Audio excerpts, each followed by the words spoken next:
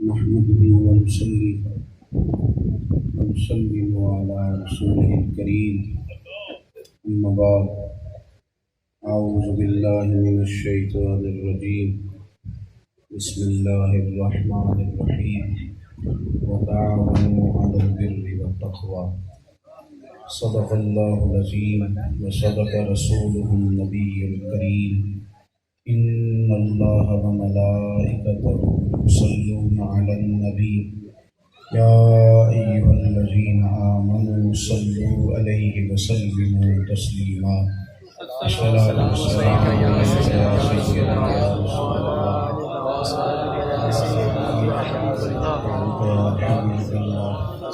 الصلاة والسلام عليك يا سيدي يا نبي الله وعلى آلك وأصحابك يا سيدي يا رحمة للعالمين. حمد و صلاۃ کے بعد عزیز دوستوں، بزرگوں، بھائیوں، آج ہم سب عالم اسلام کے عظیم صوفی، ممتاز اور مقتدر بزرگ حضرت قبلہ عالم پیر سید جماعت علی شاہ صاحب لاسانی رحمۃ اللہ تعالی علیہ کی عرس مقدس کی خوبصورت تقریبات میں حاضر ہیں. اللہ تعالی ہمیں شریعت اسلامیہ کی پابندی نصیب فرمائے اور مالک کریم ہمیں بزرگان دین کے فیوزات روحانیہ سے مالا مال فرمائے. میرے ذمہ ایک مضمون لگایا گیا ہے.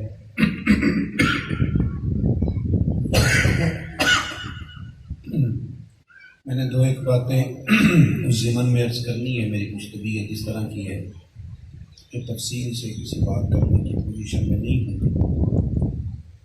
اللہ تعالیٰ نے قرآن مجید میں فرمایا ہے کہ وَتَعَاوَنُوا عَلَى الْبِرِّ وَالتَّقْوَىٰ، نیکی اور پرہیزگاری میں ایک دوسرے کے ساتھ تعاون کیا کرو.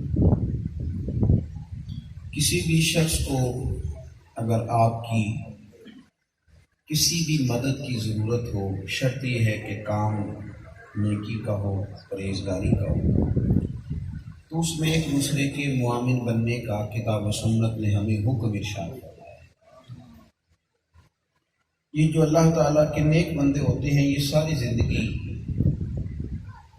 اپنی بساط کے مطابق، اللہ کی دی ہوئی طاقتوں کے مطابق یہ لوگوں کے معاون بن کے وقت گزارتے ہیں. تعاون سے مراد صرف یہ نہیں ہوتا کہ کسی بندے کو آپ کے مالی تعاون کی ضرورت ہے اور مالی تعاون کی بنیاد پر ہی آپ اس کی مدد کریں گے، بلکہ کسی بندے کو اچھا مشورہ دے دینا بھی ایک بہترین تعاون ہے.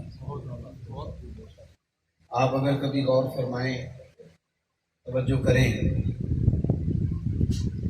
تو کوئی آدمی بھٹک رہا ہو، بہک رہا ہو اور ذہنی طور پہ الجھ گیا ہو. ہماری سوسائٹی میں خودکشی بڑی عام ہے، ہمارے ہاں لڑائی جھگڑا بڑا عام ہے، بے صبری، حوصلوں کی کمی، ان ساری چیزوں میں آہستہ آہستہ لوگ الجھتے چلے جا رہے ہیں. تو کسی بندے کو صبر کی نصیحت کر دینا، اسے خیر کا مشورہ دے دینا.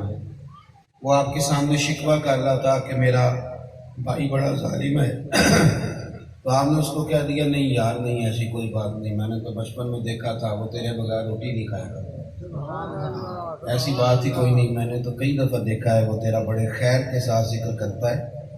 آپ کا اچھا مشورہ دینا، اچھی رائے دینا، اس بندے کے دل کو تسلی دے دینا، یہ ایک بہترین تعاون ہے.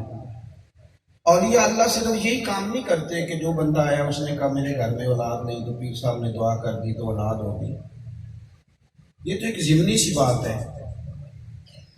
اصل تو شیخ کا کام یہ ہے کہ کسی شخص نے آ کے کہا جناب میں سارے حکیموں، طبیبوں، ڈاکٹروں سے ہو آیا ہوں، تو وہ تعاون کیا کرے؟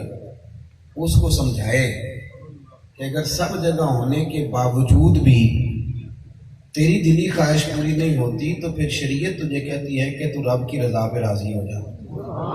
اس کا ذہن بنایا جائے، اسے بتایا جائے، اس کو ذہنی طور پر اس تکلیف سے نجات دینے کے لیے اس کو یہ نصیحت کی جائے کہ پھر رب جس حال میں تجھے رکھتا ہے تو اس حال میں راضی رہ. یہ صوفیاء کا ذمہ ہوتا ہے. ہمارے ہاں جو رواج بنایا جاتا ہے وہ یہ بنایا جاتا ہے کہ جناب وہ پیر صاحب کے پاس گئے تو فلاں کام کہیں سے نہیں ہو رہا تھا، پیر صاحب کے پاس گئے تو ہو گیا. تو یہ کیا کمال ہوا؟ یہ کون سا کمال ہوا؟ کام تو کئی دفعہ MLA صاحب کے کہنے سے بھی ہو جاتا ہے، اس کو پیر مان لینا کیا ہے؟ وہ کمال ہے کہ فلانا طبیعت ٹھیک نہیں ہوتی تھی تو پیر صاحب کے پاس گئے تو آرام آ گیا، تو آرام تو ڈاکٹر صاحب سے بھی آ جاتا ہے. یہ تو ضمنی چیزیں ہیں، بزرگوں کی دعاؤں سے دم سے اللہ تعالیٰ فضل کرتا ہے، انکار نہیں. لیکن اصل کام ہے نہیں یہ والا صوفیاء. منہج اور معیار اور سٹیٹس صوفیاء کا یہ نہیں ہے. آپ میری بات کو سمجھ. ان کا معیار تو یہ ہے کہ وہ اللہ کے بندے. اقبال نے کیا کہا؟ اقبال کہنے لگے ہے وہی تیرے زمانے کا امام برحق جو تجھے حاضر و موجود سے بیزار کرے اور موت کی شکل میں دکھلا کے تجھے جلوہ دوست زندگی تیرے لیے اور بھی دشوار کرے. وہ تو تیرے لیے اور مشکلیں پیدا کر دے گا، اس لیے کہ تجھے کہے گا جلدی کر، اللہ کی بارگاہ میں جا، وہاں دوست کا جلوہ ملے. تو ذہنی تربیت کرنا، فکری طور پہ لوگوں کو تسلی دینا، فقیری میں جینے کا طریقہ سکھانا، عشرت قدروں سے لوگوں کا ذہن موڑنا، تھوڑی روٹی پہ گزارے کا سبق دینا، یہ صوفیاء کا طریقہ ہے. یہ اللہ والوں کا سلیقہ ہے کہ وہ لوگوں کو. لیکن اب چونکہ ماحول بدل گیا ہے، حالات بدل گئے ہیں، اب تو بہت سارے مشائخ کے ٹھاٹ پاٹ دیکھ کے کئی دفعہ آزمائش میں بندہ آ جاتا ہے کہ یار کبھی اس طرح کا میرا بھی کچھ چکر چل جائے گا تو بڑی بات ہے. عزیز بھائی، اللہ کے نیک بندے وہ تو قائل کرتے ہیں، ذہن سازی کرتے ہیں، یہ بہت بڑا تعاون ہے اگر کوئی بندہ یہ. اور اس کے بعد اگلی بات یہ آتی ہے فکری تربیت کے ساتھ ساتھ کہ انسان کو جینے کا سلیقہ سکھا دیتے ہیں یہ لوگ، اس کو تربیت دیتے ہیں، اس کو یہ شوق پیدا کرتے ہیں کہ تو نے ماں باپ کا بھی حق ادا کرنا ہے، تو نے اہل خانہ کا بھی حق ادا کرنا ہے، بہن بھائیوں کا بھی خیال رکھنا ہے، درگزر اپنی زندگی میں اپنا لینا. یہ سبق دیتے ہیں. یہ وہ والا تعاون ہوتا ہے جن سے انسان بڑی حد تک اپنے آپ کو ذہنی طور پر تیار کر لیتا ہے کہ میں نے ان سارے حقوق کو ادا کیا تو اللہ میرا مجھ سے راضی ہو جائے. تیسرا تعاون جو اولیاء اور صوفیاء کرتے ہیں وہ یہ کرتے ہیں کہ اس کو نا وہ تکبر کی دنیا سے کھینچ کے عاجزی کی دنیا میں لے آتے. جب تک انسان میں تھوڑی سی بھی کہیں کسی کونے خدرے میں انا باقی رہتی ہے نا، اس وقت تک بندہ تکلیف میں رہتا ہے. یعنی یہ بیماری ہے نا جی، میں آیا میرا پروٹوکول نہیں کیا، میں آیا کسی نے گاڑی نہیں کھولی، میں آیا کسی نے فلانا کام نہیں کیا. یہ سارے دھوکے ہیں. بندہ اس میں الجھ جاتا ہے تو خرابی کیا ہوتی ہے؟ پھر وہ ہر جگہ پروٹوکول ڈھونڈتا پھرتا ہے اور وہ پھر اس چکر میں لگتا ہے. میں نے کئی ایسے لوگ دیکھے ہیں اسٹیج پہ بیٹھنے کی عادت پڑ گئی ہے، انہیں پیچھے بیٹھ کے محفل سننی پڑے تو بیچارے بڑے پریشان ہوتے ہیں. کئی دفعہ نا گردن اونچی کر کر کے دکھاتے ہیں نقیب محفل کو کہ میں آ گیا ہوں، تو میرا اعلان ہی نہیں کیتا دیتا. پریشان ہوتے کیوں؟ کہ وہ جو طبیعت ہے نا، مزاج ہے، اس کے اندر اللہ کے بندے کی شان کیا ہے؟ وَعِبَادُ الرَّحْمَٰنِ الَّذِينَ يَمْشُونَ عَلَى الْأَرْضِ هَوْنًا. رحمان کے بندے زمین پر عاجزی سے چلتے ہیں. خواتین سے تو کہیں کہ وہ اس طرح کسی ایسی جگہ بیٹھ جائیں جہاں معاملہ کرتے والا ہوتا ہے. اللہ جزائے خیر دے. خواتین ذرا تھوڑی مہربانی کریں. میرے عزیز، دو ایک باتیں صرف عرض کرنی ہے، بات سمیٹنے لگا ہوں. بھائی، سب سے پہلے تو وہ یہ چیز آپ کے اندر سے ختم کرتے ہیں، آپ کو وہ نکال دیتے ہیں اس انا کی دلدل سے جو رشتوں میں، عقیدتوں میں، ادب میں، احترام میں رکاوٹ بنتی ہے، وہ اس سے نکال دیتے ہیں. بندہ بڑا آسان ہو جاتا ہے، اس کی زندگی بڑی ہلکی پھلکی ہو جاتی ہے. یعنی آپ کا ذہن بن گیا نا میں ہیڈ ماسٹر ہوں، تو پھر بندہ گھر بھی ہیڈ ماسٹر ہی بنا رہتا ہے. وہ مطلب اس کا ذہن ہے نا میں پیر صاحب ہوں، اس کا دل کرتا ہے میں جاؤں تو بیگم میری بھی ہاتھ باندھ کے کھڑی ہو جائے، اماں بھی مجھے سلوٹ کرے. تو ٹھیک نہیں چیزیں.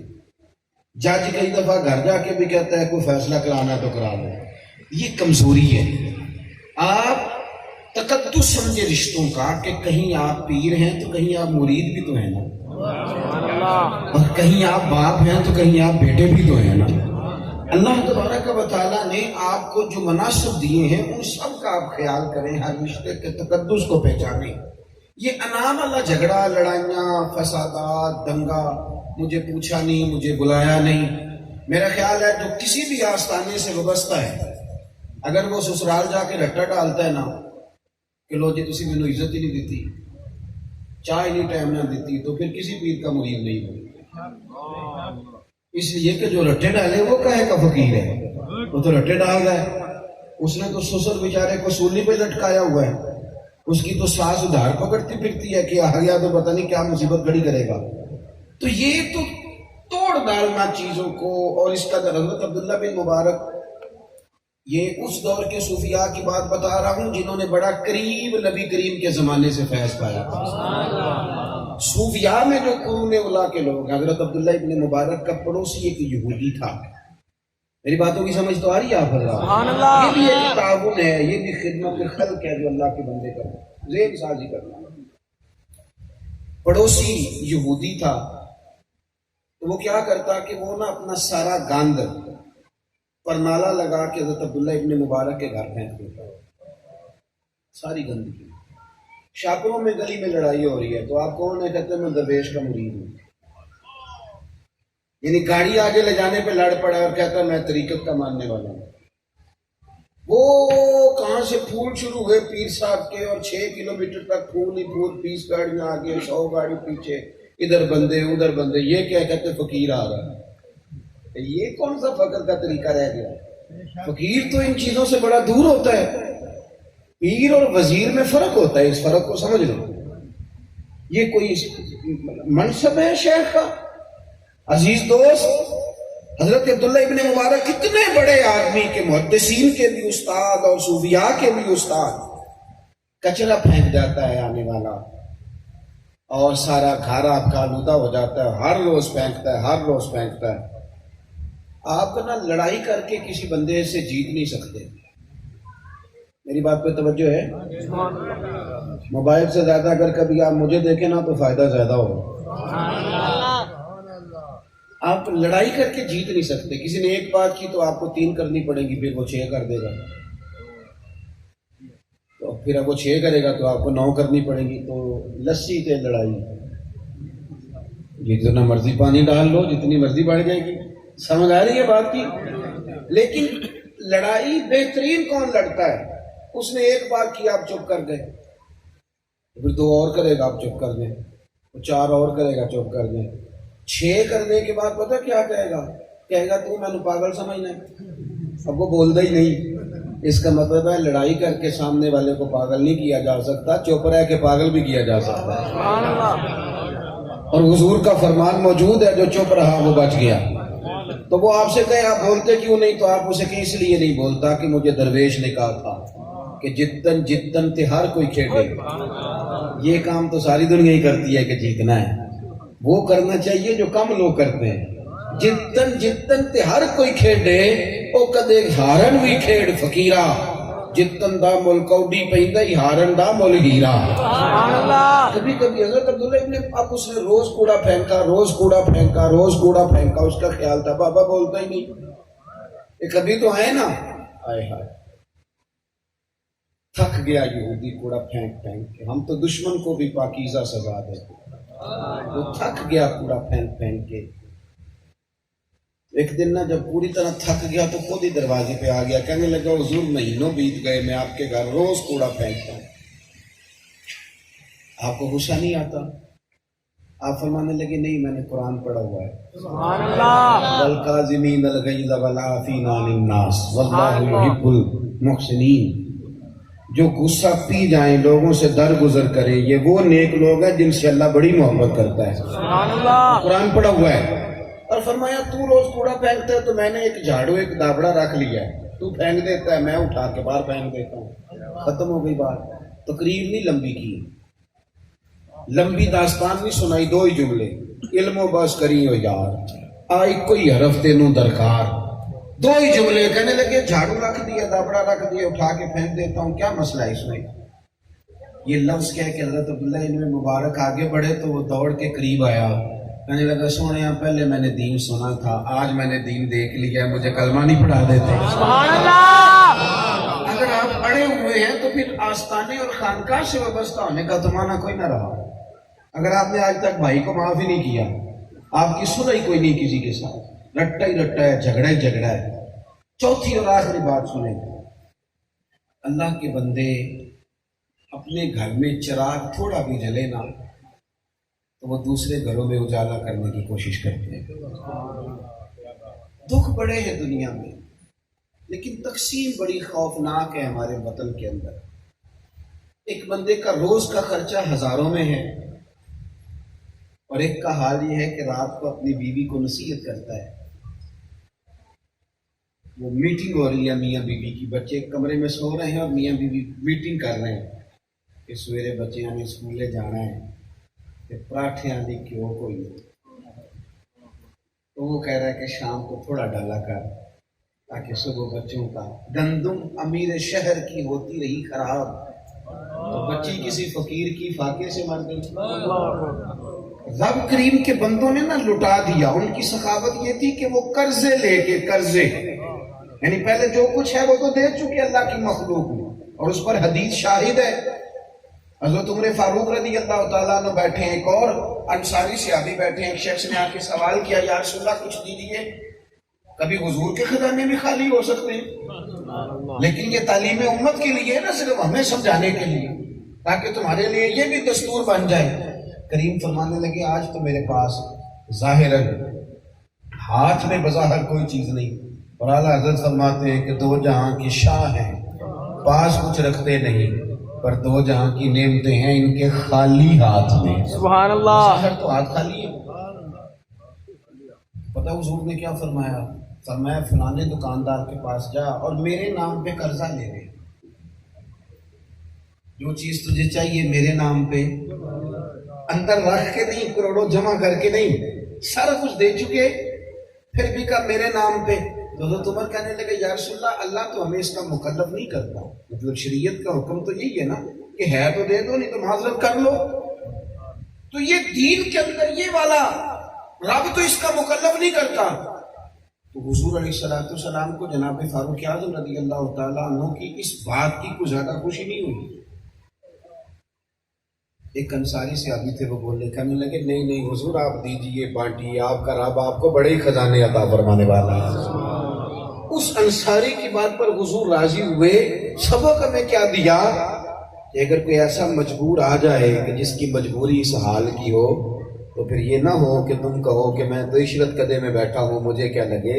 فرمایا کبھی وجود پر قرضہ بھی چڑھ جائے تو دیکھنا کوئی بھوکا نہیں سونا چاہیے۔ اور میں عرض کروں آپ سے، ہمارے ہاں لوگ کہتے ہیں فلانا بندہ نیک ہے۔ اچھا جی، کس طرح کہتے ہیں؟ تہجد میں اٹھتا ہے، بالکل ٹھیک ہے، بہترین نیک ہے، لیکن آپ کو پتہ ہے صحیح مسلم شریف میں حدیث کیا ہے؟ توجہ ہے میری بات پر؟ سبحان اللہ۔ یہ جو تھوڑے سے کالج یونیورسٹی سے منسلک نوجوان ہیں، یہ میری بات پہ غور کریں۔ آپ جاتے ہیں موٹیویشنل اسپیکر کے پاس،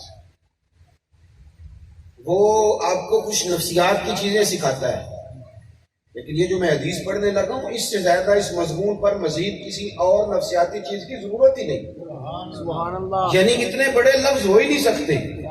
آپ کو بندہ ویلفیئر کہہ دے گا، آپ کو بندہ کھلے دل والا کہہ دے گا، آپ کو سخی کہہ دے گا، اس سے زیادہ بڑے لفظ ہو ہی نہیں سکتے۔ حضور فرماتے ہیں قیامت کے دن رب ایک بندے سے کہے گا میری طرف دیکھو یار، اور میری طرف دیکھو۔ اللہ ایک بندے سے کہے گا کہ میں بیمار تھا تو میری خبر لینے نہیں آیا۔ اللہ کرے آپ سمجھ جائے، اللہ کرے آپ کو سمجھ آئے۔ رب ایک بندے سے کہے گا میں بھوکا تھا تو نے روٹی نہیں کھلائی، مجھے ضرورت تھی تو کپڑا ہی نہیں لے کے آیا۔ بندہ برجستہ عرض کرتا ہے مالک تو نہ کھائے نہ پیے نہ بیمار پڑے، تو پاک ہے ان چیزوں سے۔ اور سنگیو نماز ذوق شوق سے پڑھو، لیکن یہ والا دین بھی ضرور سیکھو۔ حضور فرماتے ہیں رب اس بندے سے کہے گا وہ جو تیرے پڑوس میں بندہ بیمار تھا تو بندہ تو میرا ہی تھا، وہ جو تیری ساتھ والی سائڈ پہ ایک شخص رات کو بیچارہ سوکھی روٹی کھا کے سوتا تھا، بندہ تو میرا ہی تھا نا، وہ تیرا بچہ بڑے مہنگے اسکول میں پڑھے تو وہ جو گرمیوں میں پانی کا کولر لے کے بس کے پیچھے بھاگتا ہے اور کہتا ہے 2 روپے کا پانی پی لو، تو وہ بھی تو کسی کا پتر ہی ہے نا، اس میں بھی تو ٹیلنٹ ہی ہے نا۔ کبھی جا کے دیکھ نا، موٹر سائیکل کا کام سیکھنے کے لیے جو بچہ آیا بیٹھا ہے اس کو بھی کبھی جا کے ملاقات کا، 3 تھپڑ استاد ایک غلطی پہ مارتا ہے لیکن ماں مجبور ہے، کیا کرے۔ یہ خدمت خلق کے جو ذائقے ہم نے نا، ہم بڑی خدمت بڑی سخاوت کرتے ہیں۔ اچھا جی کیا سخاوت کرتے ہیں آپ؟ کہتے ہیں اگر 50 لاکھ ہو تو اس میں سے میں 2000 دے دیتا ہوں اللہ کے راستے، یہ سخاوت ہے۔ 5000 روپیہ جمعے والے دن لے کے آتے ہیں کبھی پیچھے سے اور بڑا کر کے دکھاتے ہیں کہ اللہ کی راہ میں دینے لگا ہوں، اپنا ذوق بنائیں، طبیعت۔ حضرت بشر عافی رحمۃ اللہ علیہ کی سارا بغداد عزت کرتا تھا، ننگے پاؤں چلتے تھے تو جانور بھی گوبر نہیں کرتے تھے۔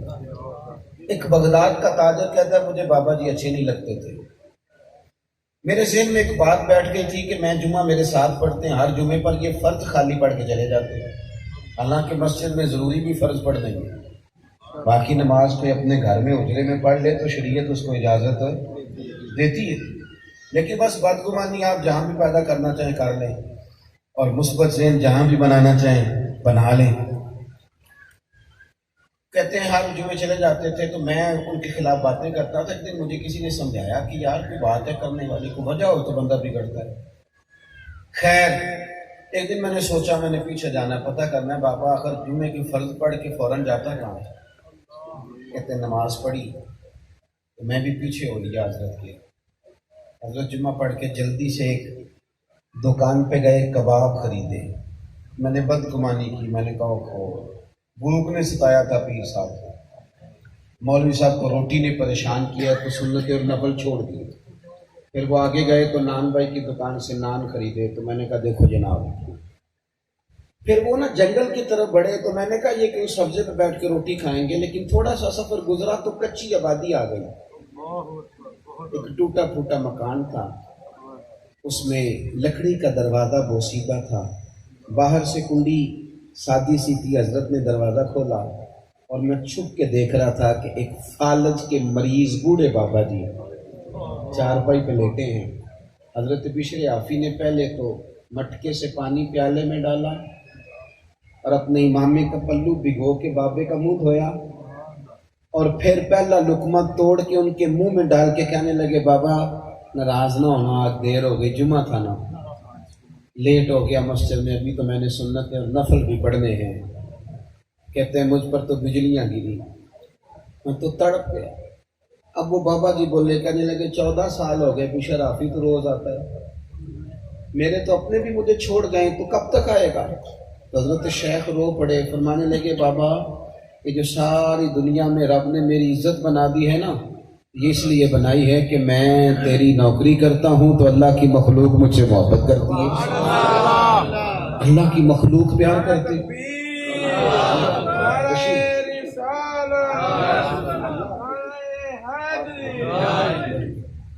عزیز بھائی یہ اللہ کی مخلوق، وہ شخص کہتا ہے جب حضرت باہر نکلے تو میں نے نظر اٹھائی تو میں نے کہا بابا جس کو میں آپ کی کمزوری سمجھتا تھا وہ تو خوبی نکل آئی ہے، کچھ تو مجبوریاں رہی ہوں گی، یوں ہی کوئی بے وفا نہیں ہوتا، یہ تو آپ کی خوبی نکل آئی ہے۔